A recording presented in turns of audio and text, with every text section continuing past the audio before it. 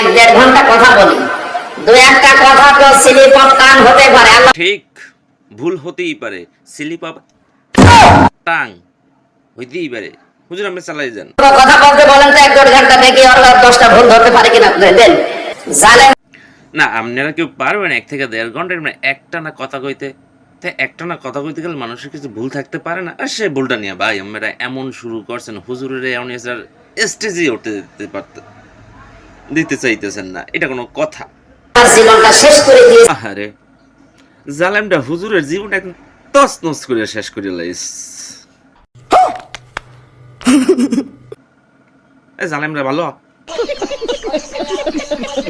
এরপরও কিছু কথা বলার জন্য আমি তো আসতে চাই, আপনারা তো নিয়ে আসেন না হুজুরে ফিরে ফিরে আসতে চায় না মাহফিলে, তারপর আপনারা ভাই কেন জোর করে তাকে দাওয়াত দিয়ে নিয়ে আসেন আর নিয়ে এসে ভাবে 2 দিন তো হুজুর একটু মোরে খুললে গন্ধ কেন আসতে চান না? কি আপনাকে নিষেধ করে দিয়েছে? ডাক্তার আমার বলছে রাত 10টার পরে জেগে থাকবেন, আপনার কিন্তু আবার ওই অবস্থা হয়ে যাবে। আপনার কথাবার্তা শুনলে মুই চাইপা ধরে আশ রাখতে পারি না।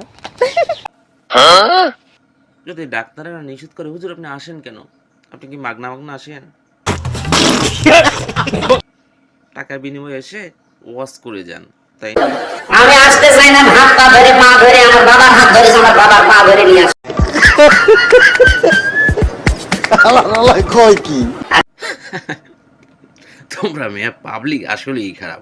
হুজুরে আইবে না, হুজুরের পাও তো ধরোই, আবার হুজুরের বাহের পাও ধরেও তোমরা নিয়ে আসো মিয়া। তবে এসে তোমরা তাকে ভাইরাল করে দিচ্ছ। কিন্তু হুজুর ভাইরাল হইলো কি কারণে? কারণ তুই হুজুরের মহি টুনটাই। আমি কাকে নাম সামান্য কোথায় বাড়ি আমি তাও জানি না। তো হুজুর আমি যদি বাড়ির নামটা জানতেন আর হ্যাঁ বাড়িটা কমবে কোন ঠিক না, তাই আমি একটু মাঝে মাঝে যাইতেন।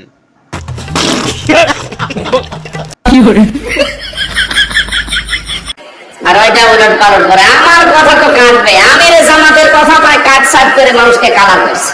না হুজুরে একজন সুন্দরকে সুন্দরী বলেছে, তাই ভালো লেগেছে নজর না সেটা বলেছে, কিন্তু আমরা কি সম্পূর্ণ ওয়াজটা শুনেছিলাম? ওয়াজটা কিন্তু আমরা সম্পূর্ণ শুনি নে। তারপরে যারা শুনি নে তারপরে পরবর্তী এখানে এসে এই কোথায় জানি একটা মাহফিল গেছে সেখানে এসে সম্পূর্ণ বিস্তারিত বলেছে।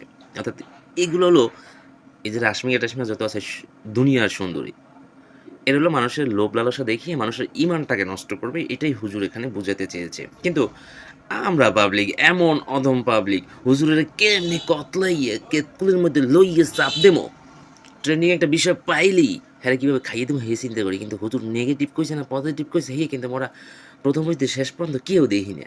কারণ দেখ মুখা দেখলে তো সমস্যা আছে, বউ ব্যবসায়ীরা ধরা খাইয়ে যাইবি, দেশের সুন্দর সুন্দর এই মাইয়েরা যারা অর্ধেক জামা কাপড় পরে হ্যাঁ ধরা খাইয়ে যাইবে। এই জন্য কী করতে হবে, হুজুরে খাইয়ে দিতে হইবে। হুজুরে খাইয়ে হ্যাঁ ভিডিওটা অতটুকু কাইটে ট্রেন্ডিং উড়াই দিতে হবে। এখন যখন হুজুর বিস্তারিত খুললে কইছে এখন তোমরা মুখ লড়া বা কমে দাদু একে নিজের মেয়েদা খাড়াও। একজন মৌলবী বা হুজুর মানুষ পাইলে আরে কেতকুলের মধ্যে কসলাইয়ে লইতে যে কি মজা, একসের মজা। কিন্তু হুজুর যে কোন বিস্তারিত কথা কইলো ওই বাঙ্গাইবে না, কারণ বাঙালি আমাকে বউ ব্যবসায়ীটা ধরা খাইয়ে যাইবে তুমি ক্যাসত কইরিয়া। যারা উলঙ্গভাবে চলে পোশাক আশাক খুললে এদিকে চোখ ফুটাইয়া এরা ধরা খাইয়ে যাইবে। নেগেটিভলি আমাকে ভালোই লাগে কিন্তু পজিটিভ কখনোই ভাবি না। ভাবি একটাই, হুজুর কেন কেন কেন কেন বাংলাদেশিতে থইয়া তামিল বাংলার রাশ্মিকাকে সুন্দরী কইলি? দুনিয়ার সুন্দরে সুন্দরে কিছু হইবে না দাদু। হুজুর সেটাই বুঝাইতে চাইছে। হুজুরের ভুল ধরার আগে নিজের মেধারা ঠিক করো। ভিডিওটা ভালো লাগলে এটা শেয়ার করে দেওয়া যায় না। আমি ভাবছি হুজুরে ভুল কয় নাই, পরবর্তী ভিডিওতে বা ওয়াজে সম্পূর্ণ বাঙ্গাই কইছে। এই জন্য কারো ভুল ধরার আগে মোকাকে বোঝা উচিত হুজুর কোন বিষয়ে কোথায় গিয়ে আঘাত করেছে।